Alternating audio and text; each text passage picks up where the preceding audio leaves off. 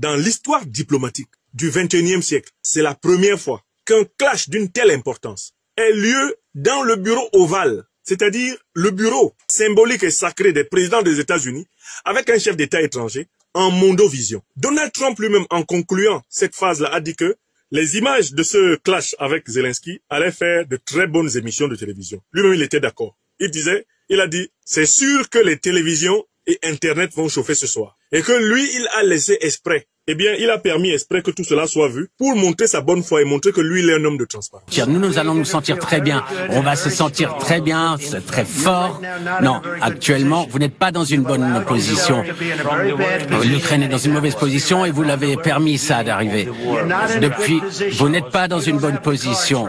Vous n'avez pas le contrat maintenant. Avec nous, vous allez maintenant... Vous êtes en train de parier avec la vie de millions de personnes. Vous jouez avec la guerre mondiale, la troisième guerre mondiale. Ce que vous faites, c'est un manque de respect. C'est un manque de respect à ce pays, cette nation. Et est-ce que vous avez dit merci une seule fois ici, dans cette réunion? Est-ce que l'on vous a entendu dire merci? Vous êtes allé en Pennsylvanie et faire campagne pour l'opposition en octobre. Et vous devez apprécier ce que nous faisons. Le président tente de sauver votre pays. Excusez-moi. Si vous croyez que vous parlez plus fort, si vous parlez fort, vous allez avoir raison.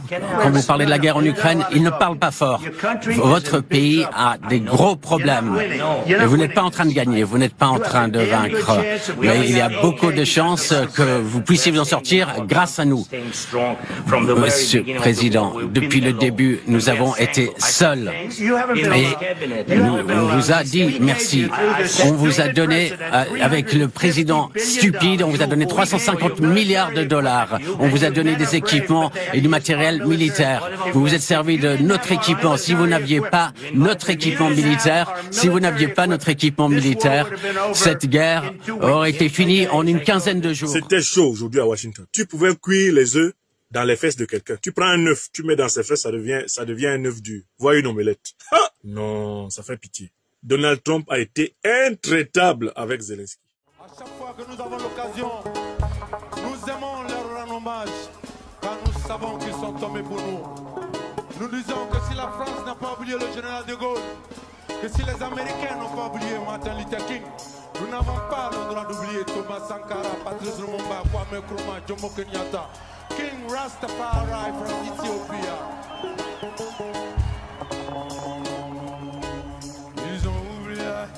La prison d'Assabo.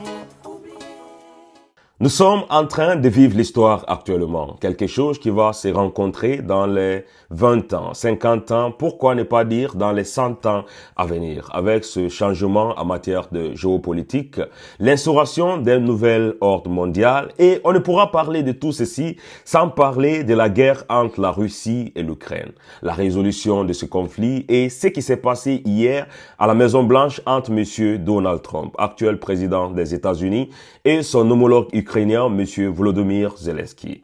Pour moi, c'est une scène incroyable parce que c'est une première fois que des présidents devant des médias internationaux puissent se discuter comme ça.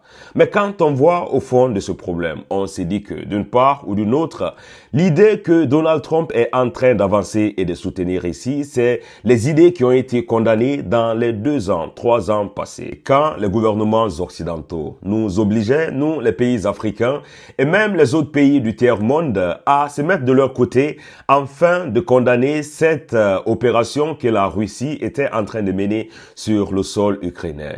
Et les médias internationaux n'arrêtaient pas de nous dire à longueur de journée que tout ce que l'Ukraine veut, c'est bien sûr la liberté, la démocratie. Mais on se pose la question, partout où ils ont opéré sous le nom de la démocratie, quel est le résultat aujourd'hui? On peut prendre l'exemple sur l'Iran, l'Irak et même la Libye qui est sur notre continent. On sait très bien que c'est cette destruction de la Libye qui a a fait que plusieurs pays sahéliens sont actuellement déstabilisés. Après 3 ans de guerre, on se rend compte que ce n'est pas au nom de la démocratie ou bien au nom de la liberté. Parce que plusieurs pays européens et même les États-Unis sont en train de se discuter sur le partage de l'Ukraine.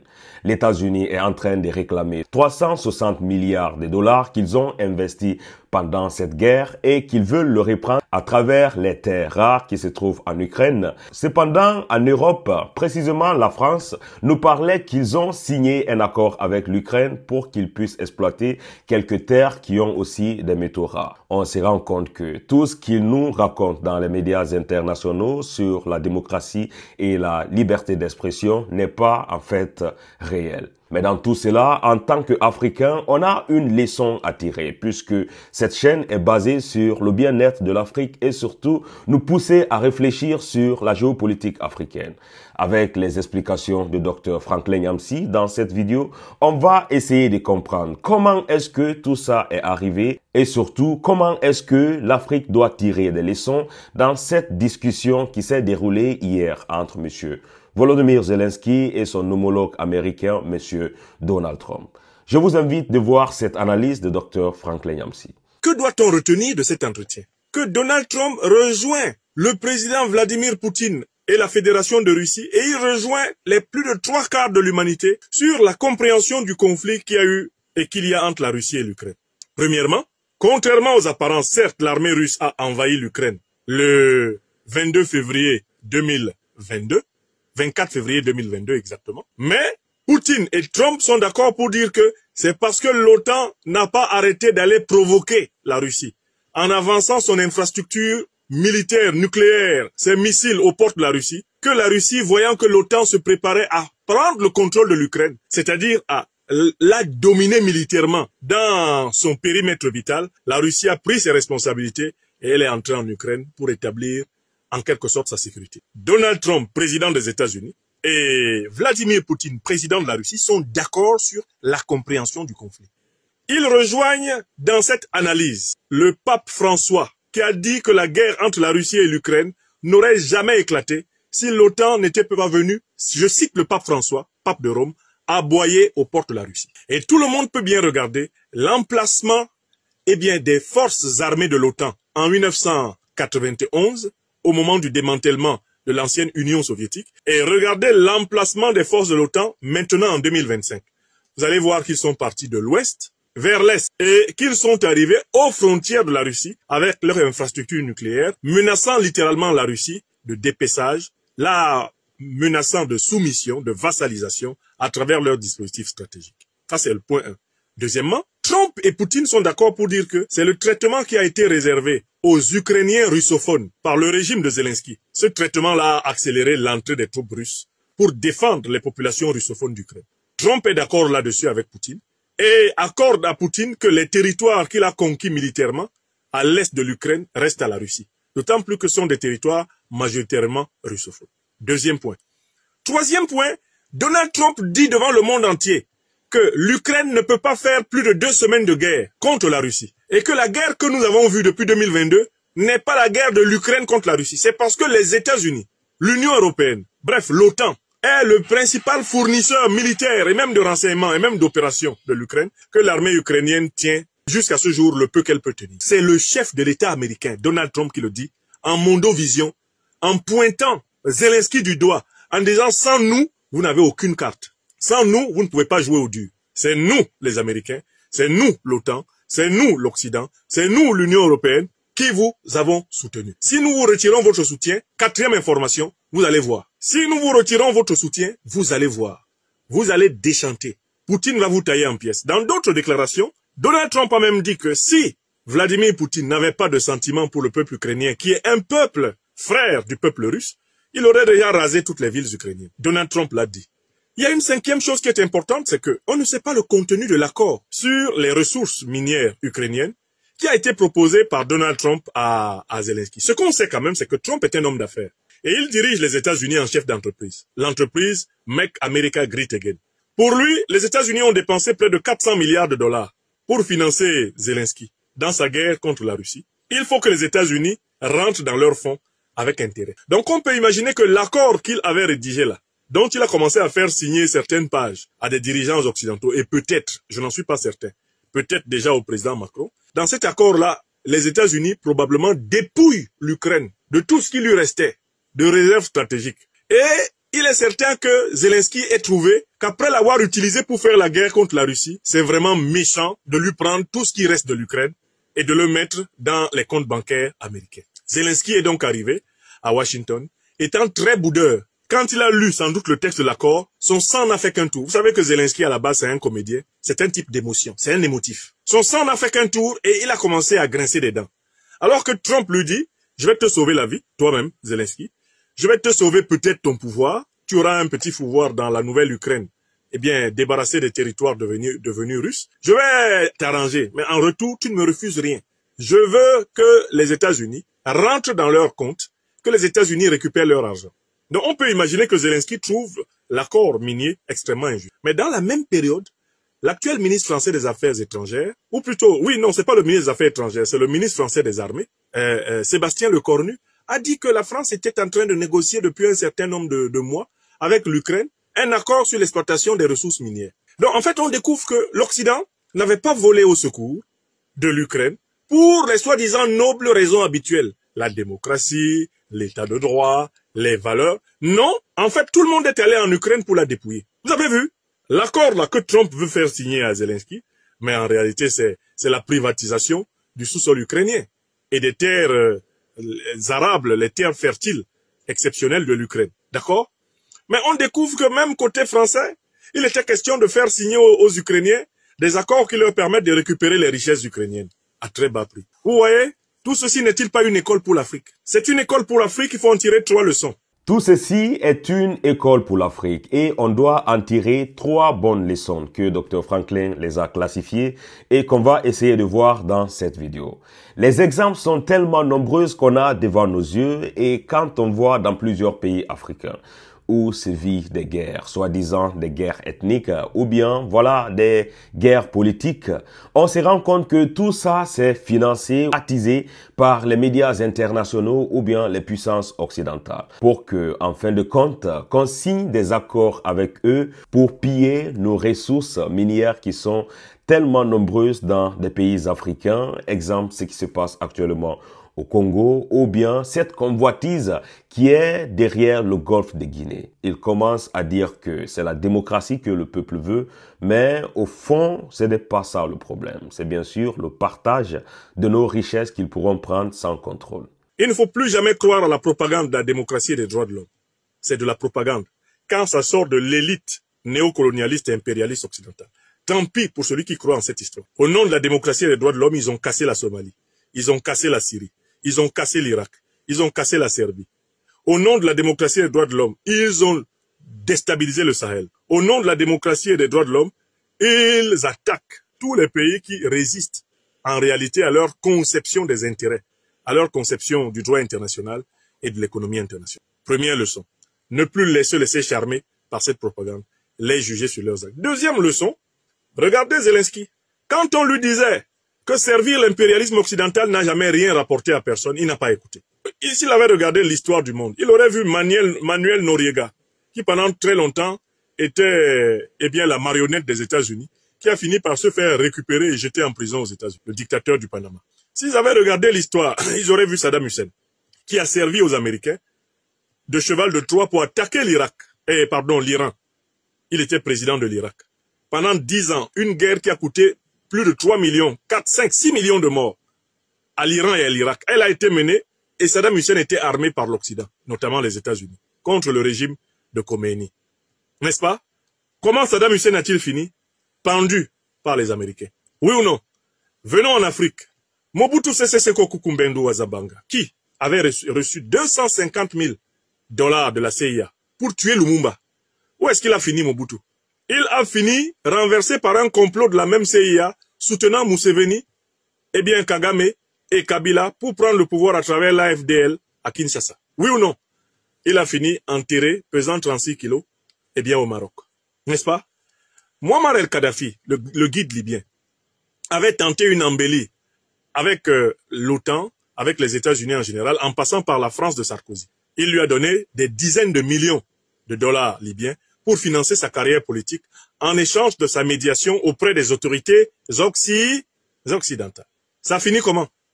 C'est l'OTAN qui a tué Kadhafi et principalement les puissances américaines, françaises et britanniques dirigées par Obama, Sarkozy et Clinton. Obama, Sarkozy et Cameron. Ce sont eux qui ont tué, Kadhafi. Après avoir donné à Kadhafi l'impression qu'ils le réintégraient dans leur soi-disant communauté internationale. Voilà quelques exemples très simples du service qu'ils ont rendu à ceux qui leur rendent service. Au point que la diplomatie iranienne a publié ces derniers temps un petit communiqué pour dire que ceux qui servent les intérêts de l'impérialisme américain n'ont jamais été récompensés. Les Iraniens le disent parce qu'ils se souviennent du sort qui a été réservé à Saddam Hussein, leur pire ennemi. C'est sous injonction américaine, ce sont les soldats américains même qui sont allés le trouver dans le trou où il se cachait, qui l'ont livré à ses pires ennemis irakiens et qui ont veillé à ce qu'il soit pendu haut et court. Je rappelle tout ceci pour que les Africains comprennent très bien que quand toi, dirigeant africain, tu décides de servir les intérêts étrangers contre ton peuple, il ne faut pas penser que les étrangers là vont te protéger.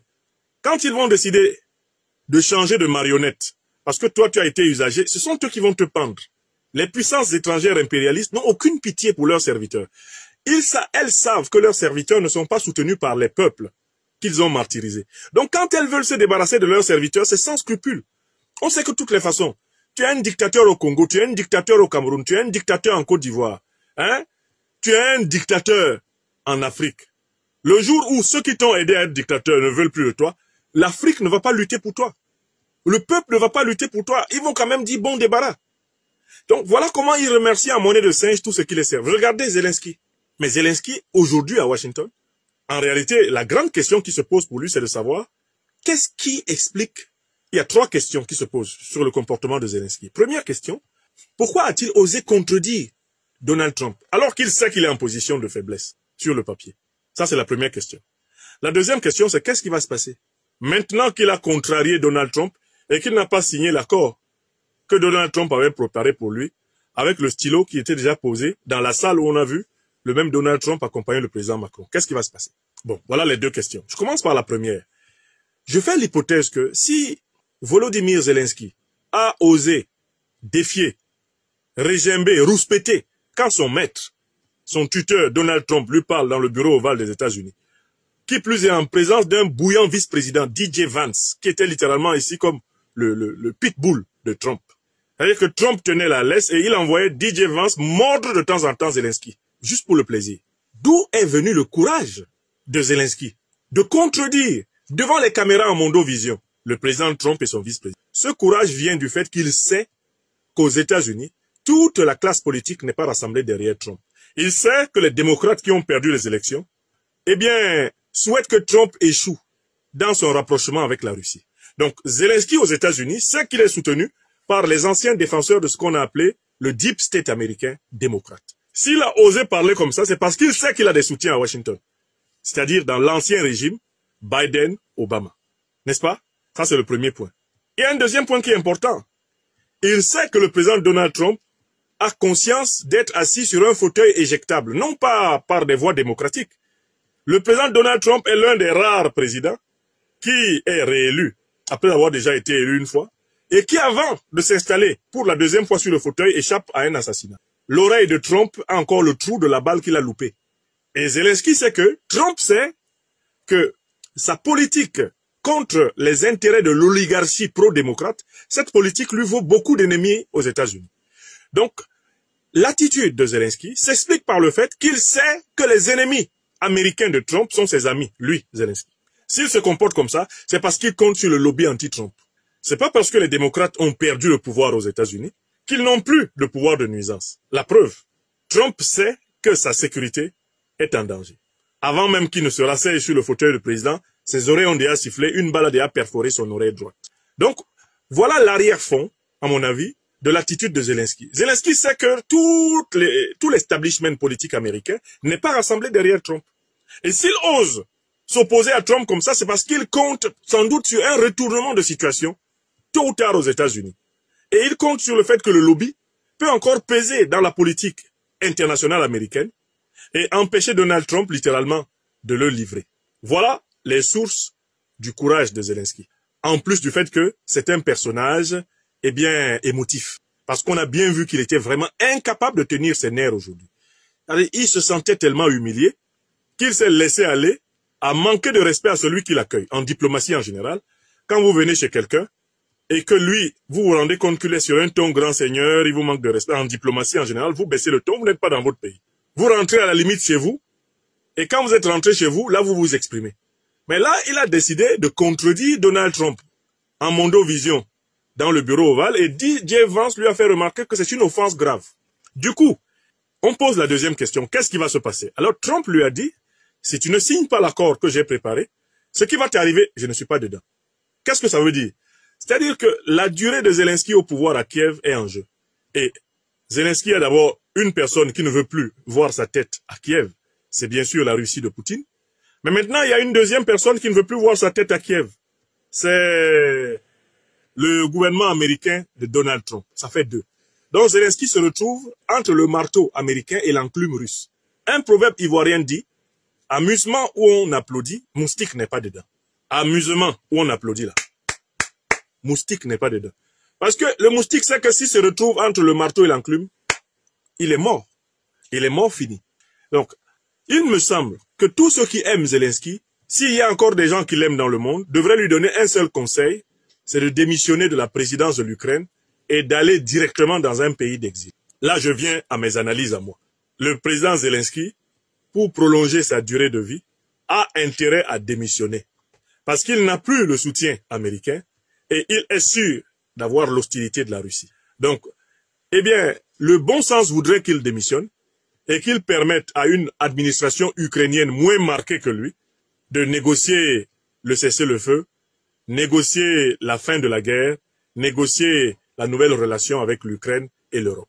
Si le président Zelensky persiste à rentrer à Kiev dans le but, avec les menus moyens que pourraient lui apporter les Européens par exemple, s'il persiste à vouloir affronter la Russie, avec le retrait de l'aide militaire américaine, son pronostic vital, lui, Zelensky, est directement engagé.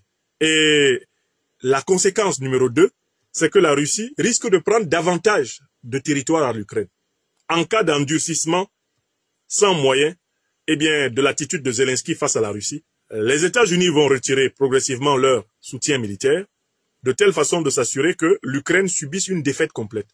Et dans ce cas-là, Poutine pourrait aller jusqu'à Kiev. Il pourrait aller jusqu'à récupérer Kiev et dire que Kiev est russe. Voilà sur ce sujet-là ce que je voulais vous dire. S'il y a donc des gens qui aiment le président Zelensky, je pense honnêtement qu'ils doivent lui conseiller de venir en exil en France, en Angleterre ou en Allemagne, ou même de demander un asile politique aux États-Unis. Mais je pense que là-bas, ils vont même plus le garder. Il peut aller au Canada, les pays de ceux qui l'ont soutenu pendant sa guerre, qui restent là-bas. Moi, j'avais donné un conseil comme ça à un président. Malheureusement, mon conseil s'est avéré. À une semaine, mais c'était 10 jours même de son élimination, le président Idriss Déby Itno était à Brazzaville au Congo. J'ai fait une conférence ici pour lui dire qu'à mon avis, il ne faut plus qu'il rentre assumer le pouvoir au Tchad.